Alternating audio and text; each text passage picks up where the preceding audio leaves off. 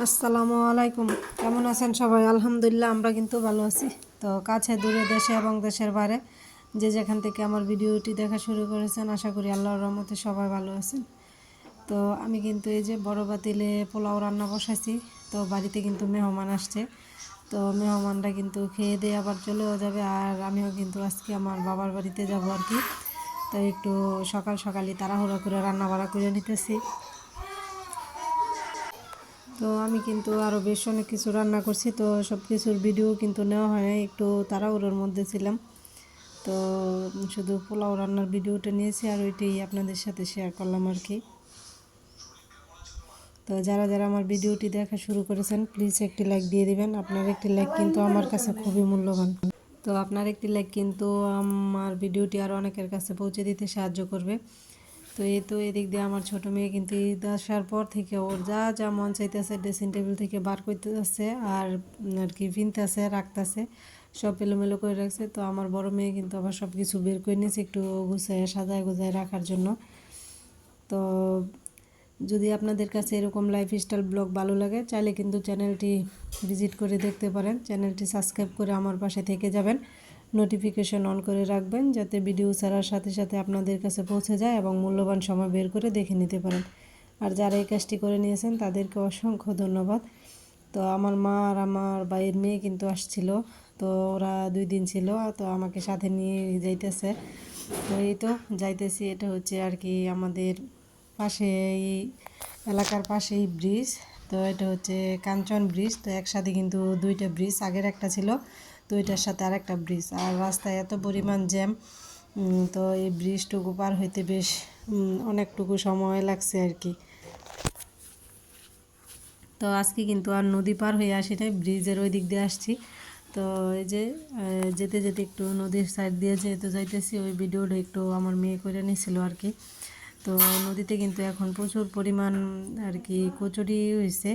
তো নৌকা চলাচলে কিন্তু একটু সমস্যা হয় যখন নদীতে অনেক কচুরি থাকে আর কি, নৌকা বা বোট যাইতে চায় না আর কি, সময় লাগে অনেক।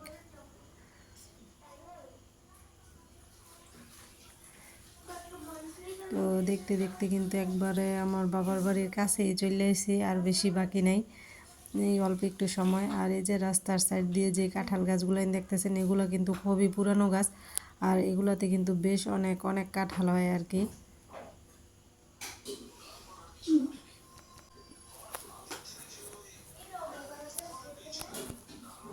আর এই যে সাথে কিন্তু আছে জিজি অনেক পোকা রাখা ডাকতেছে, আছে যে ফুলের গাছ। মার্শাল্লাহ কত সুন্দর পেয়ারা গাছে ফুল ধরতেছে। ছোট গাছ হইলে কত সুন্দর লাগতো না এটি। আমার সেই লেবু গাছটা যে নিয়ে দিছি এমন লেবু ছোট ধরছে, একটা গাছ। এর বাইরে একটু ভুলের কারণে লেবু গাছটা মরে গেছে। গাছটা কাটতে গেছে, কাইতের মধ্যে মাটি দিতে কিছু না, হ্যাঁ বাস সোজা করছে, সোজা করছে পরে গোল হয়ে গেছে, গালা মরে গেছে। এটা কি কলবার ছাড়া? হ্যাঁ নাকি মনে হয়, হ্যাঁ মাঝখানে কাটা দিয়ে হ্যাঁ হয় মনে হয় ডাইল ছোট ছাড়ার মধ্যে ইয়ে হয়েছে লেগে দিয়ে। হ্যাঁ হ্যাঁ সুন্দর হয়েছে। তো বাড়িতে আসার পর কিন্তু একটু আমি আমার আর কি চাচিদের ওইখানে গেছিলাম। তো ওনারা কিন্তু এই যে ঈদের মধ্যে যে পিঠাগুলো বানাইছে, এই জায়গায় আছে শিরিষ পিঠা, পাতার পিঠা, আর ঝিকিমিকি পিঠা, ফুল পিঠা বা নকশি পিঠা যেটাই বলি, ঝিনুক পিঠা। তো অনেক রকম পিঠা দিছে আর কি খাওয়ার জন্য আমাদেরকে। তো আমরা কিন্তু আবার একটু বসে বসে খাইলাম। তো এগুলো কিন্তু অনেক আগের ওই রীতিনীতি, যে ঈদের পর মেহমান আসলে মেহমানদেরকে পিঠা সেমাই দেওয়া হয়। আর এই তো এদিক দিয়ে আমার ভাবিও কিন্তু খুব সুন্দর করে সেমাই রান্না করছে, আর খেতেও কিন্তু বেশ মজা হয়েছিল।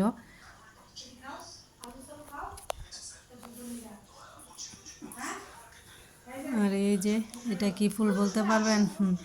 আমি বলে দিই, এটা কিন্তু হচ্ছে যে জামরুল গাছের ফুল আর কি, দেখতে কিন্তু বেশ সুন্দর ছিল। তো আমি পাশে যেহেতু আবার বোনের বাড়ি, একটু বোনের বাড়িতে গেছিলাম, আর বোনের গাছে কিন্তু মাশাল্লাহ বেশ জামরুলের ফুল ধরছে আর কি, মনে হয় যে জামরুল অনেক হইব। তো এই যে জামরুল গাছটা আপনাদেরকে দেখাইতেছি।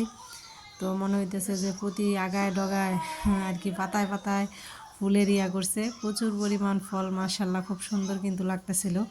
তো এটারও একটু ভিডিও করে নিলাম আর কি।